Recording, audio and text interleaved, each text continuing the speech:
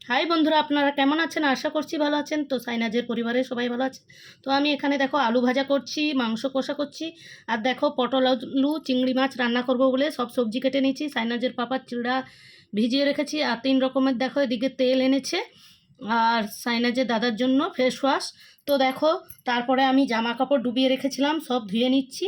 তারপরে আমার ধোয়া কমপ্লিট, কমফোর্ট দিয়ে আমি জামা কাপড়গুলো নিগড়িয়ে নেব। তো বন্ধুরা, কেমন লেগেছে তোমাদের ভিডিওগুলো, মিনি ব্লগ? তো তোমরা প্লিজ কমেন্ট করে জানাবেন। তো আমি ছাদে চলে যাচ্ছি জামা কাপড় মিলতে। তো চলো আমি মিলে দেই তাড়াতাড়ি করে, আর তোমরা ভিডিওটা দেখতে থাকো।